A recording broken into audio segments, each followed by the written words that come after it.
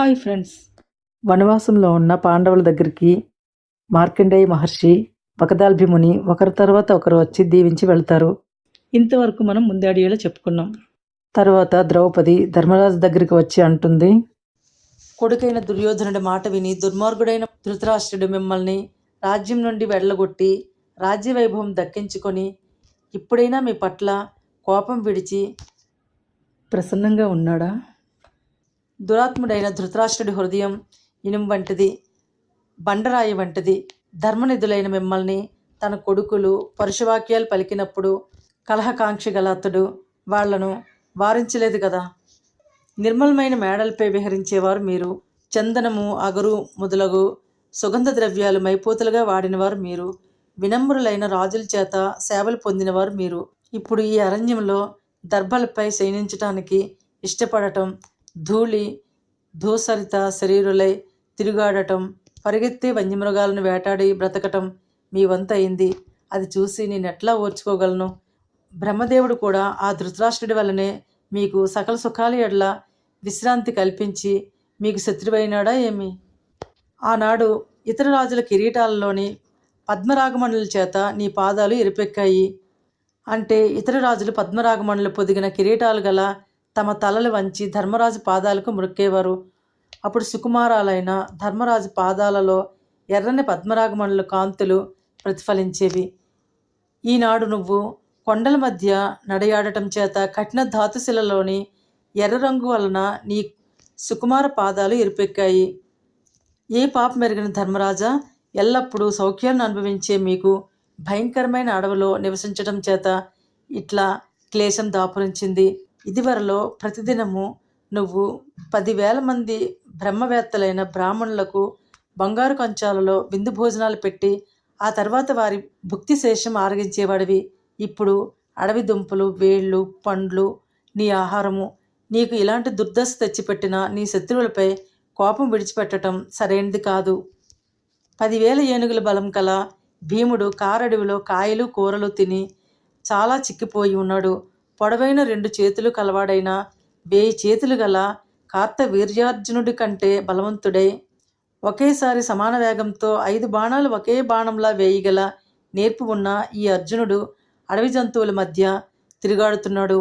సౌఖ్యాలు అనుభవించదగిన నకుల సహదేవులు దీనులై తిరుగాడుతున్నారు. ఇదంతా చూస్తూ నువ్వు ఓర్పు వహించి ఊరుకుండటం న్యాయమేనా? క్షమ గొప్పదా, తేజస్సు గొప్పదా? క్షమా తేజస్సులను ఆయా సమయాలలో అవసరాలను బట్టి ఉపయోగించడం తెలియని రాజు ప్రజాభిమానము ప్రతాపం కోల్పోతాడని ఇతిహాసంలో వినబడుతుంది. పూర్వకాలంలో బలీంద్రుడు తన తాత అయిన ప్రహ్లాదుడిని ఈ ప్రశ్ననే, అంటే క్షమ గొప్పదా, తేజం గొప్పదా నిశ్చయించి చెప్పవలసిందని అడిగాడు. అప్పుడు ప్రహ్లాదుడు బలిచక్రవర్తితో ఇలా అన్నాడు, సర్వకాల సర్వావస్థల్లోనూ ఓర్పు వహించటం తప్పు. అలాగే ఎప్పుడూ ప్రతాపం చూపడం కూడా తప్పే. ప్రభువైన వాడు సంతత క్షముడు, సంతత తేజుడు కాకూడదని అదే దోషమని పెద్దలు చెబుతారు. దాన్ని వివరించి చెప్తే, ఎప్పుడూ ఓర్పు చూపేవాడిని చూసి సేవకులు భయపడరు, పైగా అవమానిస్తారు. ధనానికి సంబంధించిన విషయాల్లో నియమించబడిన అధికారులు ధనాలను అపహరిస్తారు, పైగా గర్వాన్ని ప్రదర్శిస్తారు. ఇక సదా తేజస్సునే ప్రదర్శించేవాడు మిక్కిలి కఠిన శిక్షలు విధించటం చేత జనులకందరికీ తీవ్ర వేదన కలిగిస్తాడు. ఇంటిలో ఉన్న పాము వంటి వాడయి నిరంతరము ఆరాటం కలిగిస్తాడు. కాబట్టి సమయానుకూలంగా క్షమ, తేజం ప్రదర్శించేవాడే ఐహిక మూష్మిక సిద్ధిని పొందగలడు అని బలిచక్రవర్తికి ప్రహ్లాదుడికి మధ్య జరిగిన సంభాషణ వివరించి మరలా ద్రౌపది ధర్మరాజుతో అంది, మొదట ఏదో ఒక తప్పు చేస్తే ఆ తప్పు చిన్న తప్పు మాత్రమే అయితే క్షమించవచ్చు, కానీ ఎదిరించి వరుసగా చాలా తప్పులు చేస్తున్న పాపులైన కౌరవులను క్షమించటం ఎందుకు? ఇది తేజం ప్రదర్శించటానికి అనువైన సమయం. ఒకంత కోపం తెచ్చుకో. దుర్మదులైన దుర్యోధనాదులను నీ తమ్ముళ్ళు భయంకరులై సంహరించగలరు అని ద్రౌపది చెప్పింది. అప్పుడు ధర్మరాజు ద్రౌపదితో అన్నాడు, కోపం గొప్ప పాపం. కోపం వలన 3 పురుషార్థాలకు, అంటే ధర్మానికి, అర్థానికి, కామానికి కీడు సంభవిస్తుంది కదా. బాగా కోపించినవాడు కర్తవ్యాన్ని గ్రహించజాలడు.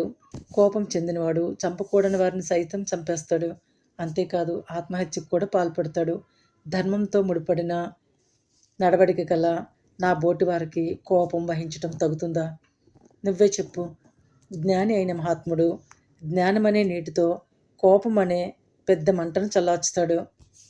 క్రోధం విడనాడినవాడు సమయసీమల నిజ స్వభావం తెలుసుకొని తేజస్వి అవుతాడు. భూదేవితో సమానుడైన ఓర్పు కలవాడికి సదా విజయం సిద్ధిస్తుంది. కోపం, దయ, పరాక్రమం, వేగం అనే 4 గుణాలు తేజం నుంచి పుట్టాయి. క్షమావంతుడి పట్ల బలం కలవగా పరిణమిస్తాయి అని కశ్యప గీతల్లో ఉంది. వేదాలు, యజ్ఞాలు, శౌచం, సత్యం, ధర్మం, విద్య, సమస్త చరాచర జగత్తు క్షమ మీదే నిలుస్తాయి. బ్రహ్మజ్ఞానులు, తపస్సు, వేదాధ్యయనం చేసిన యజ్ఞకర్తలు పొందే ఉత్తమ గతులను క్షమావంతులు పొందగలరు. వ్యాసుడు, విదురుడు, భీష్ముడు, కృపుడు, ద్రోణుడు, సంజయుడు మొదలైన ధర్మాత్ములు నా క్షమాగుణాన్నే పొగుడుతారు.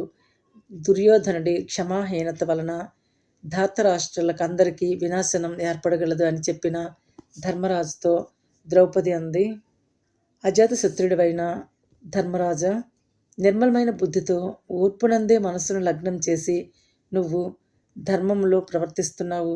అటువంటి కరుణామయుడివైన నిన్ను ఆ ధర్మమే ప్రీతితో కాపాడగలదన్న విశ్వాసంతో శత్రువుల ఎడల సమబుద్ధి వహించడం నీకు తగుతుందా?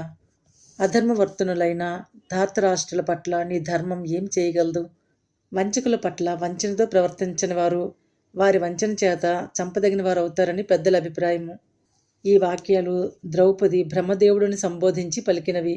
ఇది ద్రౌపది స్వగతం. ధర్మరాజు వినాలనే తన ఆంతరంగిక భావాన్ని బహిర్గతం చేసింది. ఓ బ్రహ్మదేవుడా, ఆర్యులకు లేమిని, అనార్యులకు అభ్యుదయాన్ని చేకూరుస్తున్నావు. ఇలా నీతిని అతిక్రమించి నీ కర్తవ్యాన్ని వదిలిపెట్టావు కదా. నీకు అనార్యులే బంధువులా, ఆర్యులు శత్రువులా?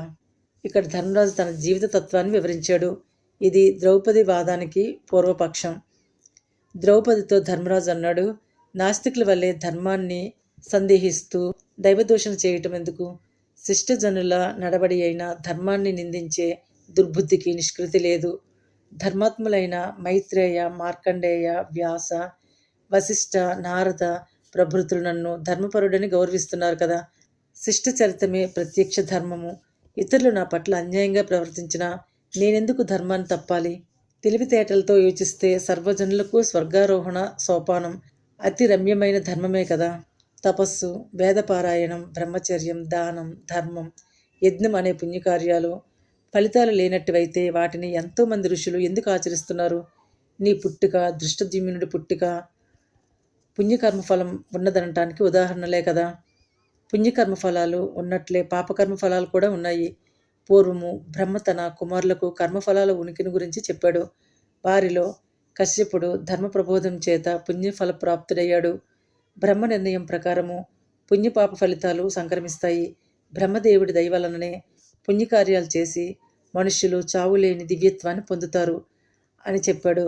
అది విని ద్రౌపది అంది, చేసిన పనులకు అనుభవించవలసిన ఫలం లేదు, కర్మఫల ప్రాప్తికి విధి కారణం కాజాలదు అని చెప్పేటంతటి జ్ఞానం లేనిదాన్నా నేను. దురదృష్టం వలన పడిన అగచాట్ల చేత మనస్తాపం కలిగి అలా అప్రియంగా మాట్లాడాను. ఓ ధర్మరాజా, నేను ధర్మం యొక్క తత్వాన్ని గూర్చిన పరిజ్ఞానం బొత్తిగా లేనిదానిని కాను. వేదాలు, శాస్త్రాలు, అందులో చెప్పబడిన విధులు, నిషేధాలు ప్రమాణాలు కావు అని చెప్పే చెడ్డవారికి పుణ్యగతులు లేవు అని తెలియనిదాన్నూ కాను. పూర్వం నీతి కోవిదులైన విద్వాంసులు నా తండ్రితో మాట్లాడేటప్పుడు విన్నాను. జ్ఞానులకు కర్మ చేయటం కర్తవ్యం. జడాల వలె జనులు క్రియాశూన్యులై జీవించలేరు. పొందిరి ఫలం తక్కువే అయినా మానవ ప్రయత్నం చేస్తున్నవారు మన కనుల ముందే ఉన్నారు. కర్మఫల ప్రాప్తికి దైవము, ప్రయత్నము కారణాలు. పురుషుడు ముందు తన మనసులో తన ధ్యేయాన్ని నిర్ణయించుకొని తరువాత సంతోషంతో కూడిన దీక్షతో మానవ ప్రయత్నానికి పూనుకోవాలి. అలాంటి వాడికి, అంటే ప్రయత్నంతో కర్మ చేసేవాడికి దేవుడు సాయపడి కర్మసిద్ధిని ఇస్తాడు. నువ్వు గింజల్లో నూనె ఉన్నది కదా, కర్రల్లో అగ్ని ఉన్నది కదా, వాటిని పొందడానికి ఉత్సాహవంతుడు ఉపాయపూర్వకమైన ప్రయత్నం చేయవలసి ఉంటుంది. ప్రయత్నాన్ని వీడి కేవలం దైవాన్నే నమ్ముకున్నవాడు ఉత్సాహవంతుడు పొందే ఆ సిద్ధిని పొందగలడా? కర్మఫలాలు దైవ మానుష సిద్ధాలు అయినను పురుషోత్సాహం చేత లభించేవి సుస్థిరాలై సురక్షితాలై ఉంటాయి. అజాగ్రత్తగా ఉంటూ దైవాన్ని మాత్రమే నమ్ముకున్నవాడు నీటిలోని పడవ వలె మునుగుతాడు.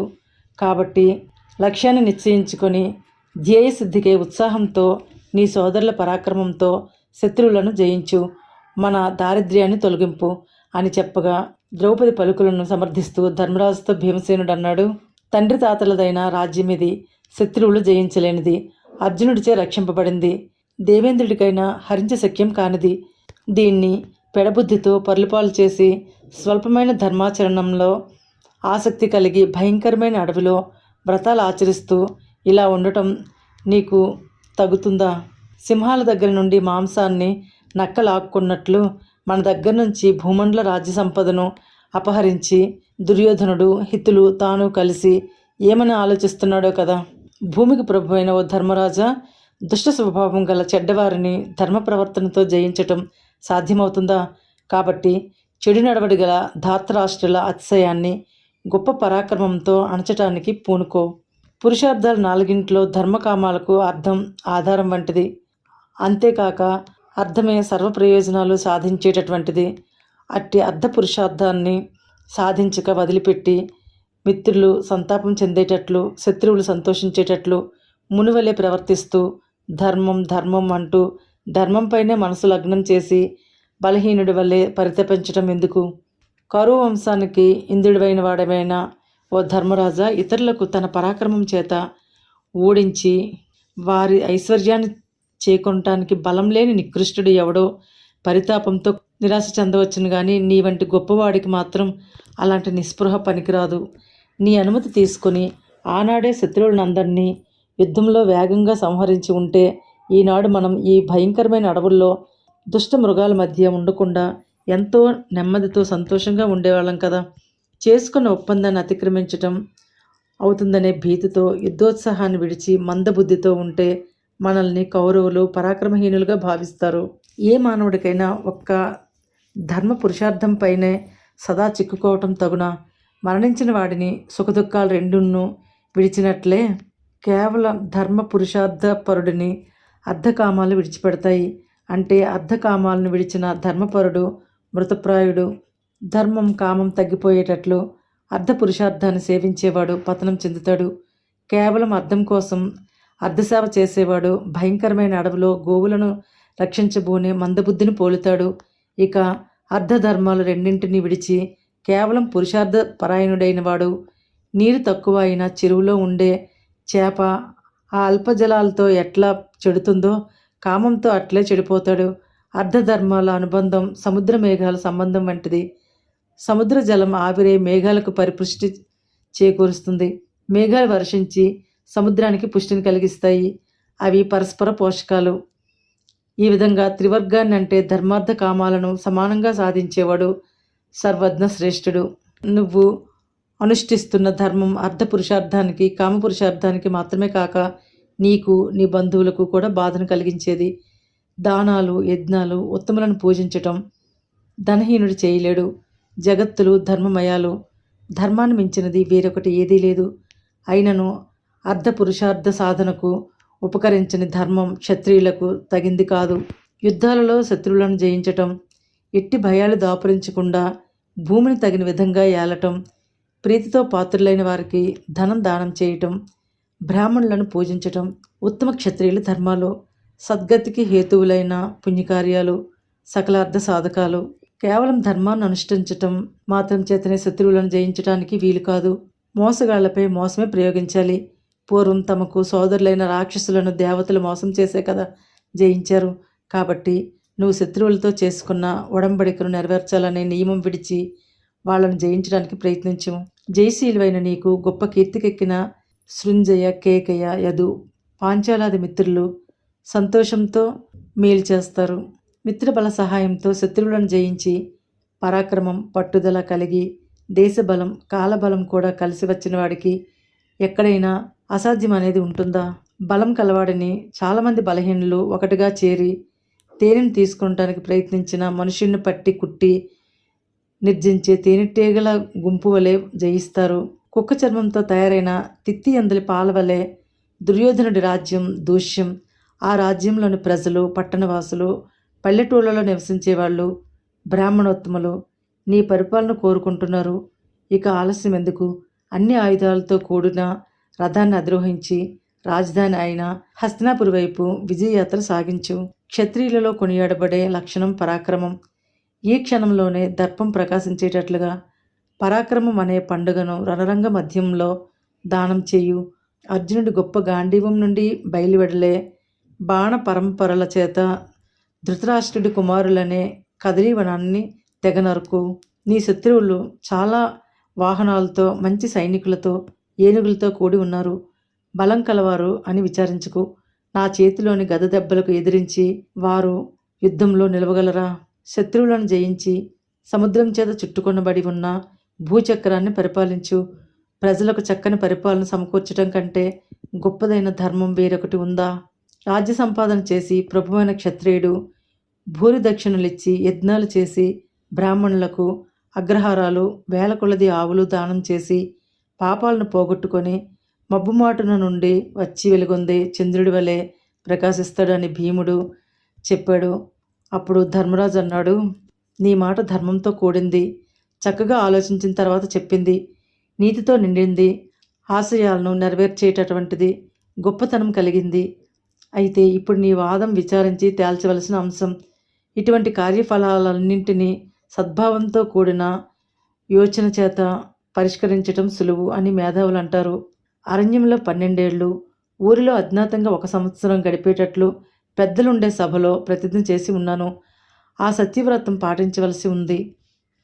గొప్ప గుణాలు ఉండే మహాత్ముడు మెరుపుతీగ వలె చంచలమైన ధనానికి ఆశపడి రాగకోపాలకు సంబంధించిన మాయలలో పడి అసహనంతో సత్యాన్ని, ధర్మాన్ని అతిక్రమించి యోగ్యత, సభ్యత కలవారి దగ్గర సక్రమంగా మెలగజాలుతాడా? నేను సత్యవ్రతాన్ని ఎన్నడూ వీడజాలను, చేసిన ప్రతిజ్ఞను మీరజాలను. మేలు కలిగే కాలం కొరకు నిరీక్షించి ఉండు. రాజ్యం, సంతానం, కీర్తి సత్యంతో సరితూగజాలవు అని ధర్మరాజు చెప్పాడు.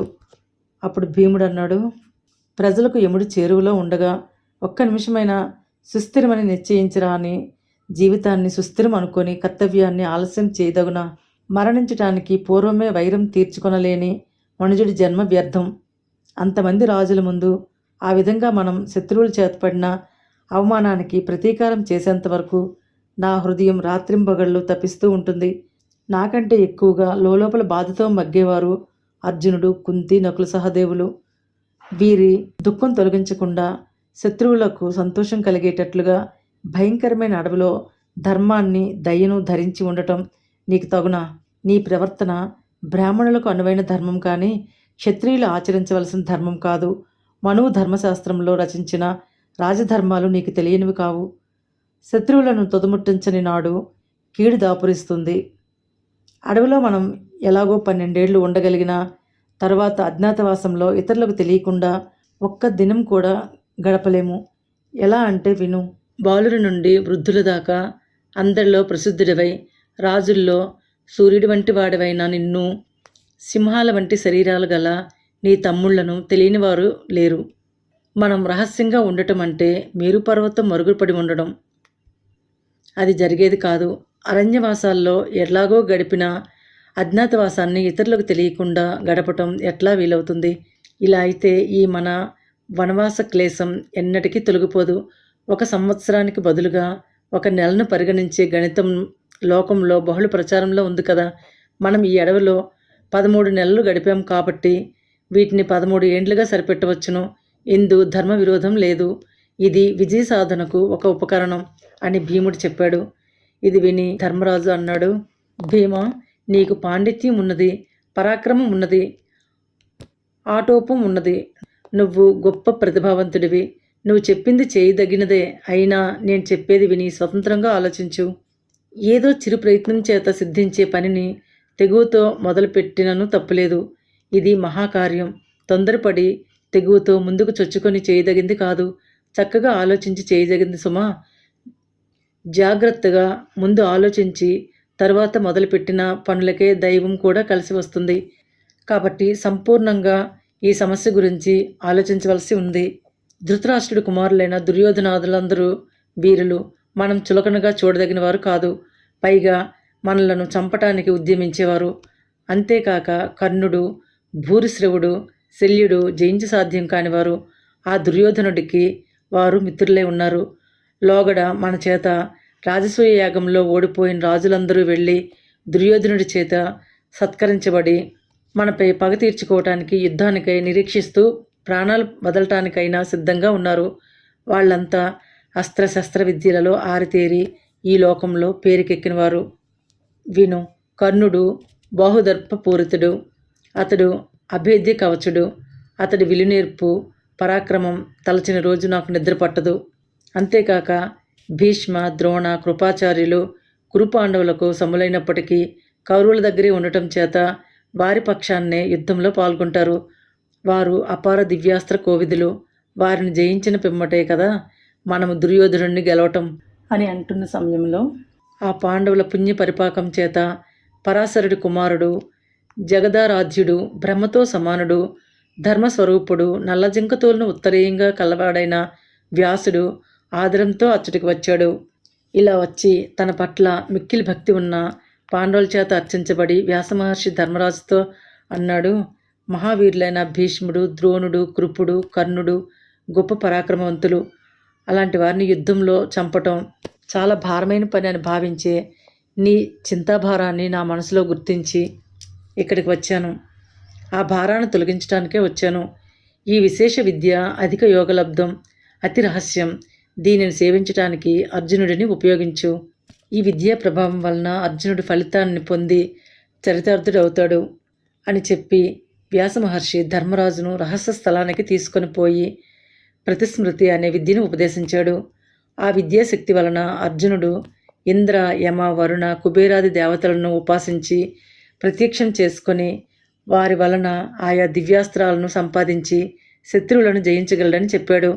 మీరిక్కడ చాలా కాలం నుండి ఉండటం చేత ఈ అడవిలో ఫలాలు, పుష్పాలు, చెట్లు తరిగిపోయాయి.